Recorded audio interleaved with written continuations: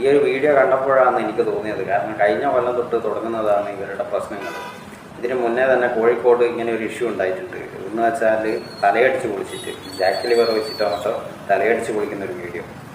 അത് ആ CCTV ബസ്സിലൊക്കെ CCTV ഇല്ലോണ്ട് രക്ഷപ്പെടുന്നു. എന്ന് വെച്ചാൽ പ്രതികളൊന്നും അത്ര പെട്ടെന്ന് അന്ന് മുങ്ങാൻ പറ്റില്ല. അങ്ങനെ കറക്റ്റായിട്ട് കാണുന്നുണ്ട്. ബസ്സിൽ CCTV വെക്കുന്നത് തന്നെ അപ്പുറം ഇപ്പുറം ഉള്ള ബസ്സുകാർ തമ്മിലുള്ള പ്രശ്നം തന്നെയാണ് കുടുങ്ങുന്നത്.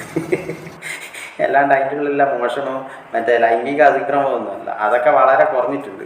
ഇപ്പം ബസ്സുകാർ തമ്മിലാണ്. ബസ് ഇടിച്ചിട്ട് അങ്ങോട്ടും ഇങ്ങോട്ടും ഇടിച്ചിട്ടൊക്കെയാണ് ടൈമിങ്ങിൻ്റെ പ്രശ്നമൊക്കെ തീർക്കുന്നത്. അങ്ങോട്ടും ഇങ്ങോട്ടും ഇടിച്ചിട്ടൊക്കെ. ഇത് കാണുമ്പോൾ എന്ന് പറഞ്ഞാൽ ബംഗ്ലാദേശിലെ വീഡിയോ ആണ് ഓർമ്മ വരുന്നത്. ബംഗ്ലാദേശിലെന്ന് പറഞ്ഞാൽ വടിയൊക്കെ ഇട്ടിട്ട് അടിച്ചിട്ടൊക്കെയാണ് ബസ്സിനെ പായ്ക്ക് വയ്ക്കുക. പിന്നെ അപ്പുറം ഇപ്പുറം ഇടിച്ചിട്ടൊക്കെ ബസ് പോകാൻ വേണ്ടി അടുത്ത ബസ് പോകാൻ വേണ്ടിയിട്ട് ബാക്കിൽ പോയിട്ട് അടിക്കുന്നത്. ആ ഒരു വീഡിയോ നിങ്ങൾ യൂട്യൂബിൽ സെർച്ച് ചെയ്താൽ കാണും.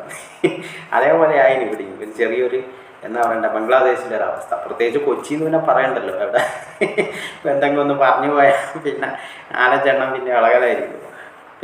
അപ്പോൾ ഞാനതാ പറയുന്നത്, ഇതിൻ്റെ ഒരവസ്ഥ പ്രൈവറ്റ് ബസ്സുകാർ രണ്ടറ്റം കൂട്ടുമുട്ടിക്കാൻ വേണ്ടി അതിൻ്റെ അകത്തെല്ലാം പണിക്കുക നേരെ കാര്യം നേരെ ചോദിക്കട്ടെ. നിരപരാധികളായിട്ടുള്ള ആൾക്കാർക്കായിരിക്കും അടിയും കുത്തെല്ലാം കിട്ടുക. അപ്പോൾ ഇതിനകത്ത് കയറിയവർക്ക് വരെ ചിലപ്പോൾ കൊള്ളാൻ ചാൻസ്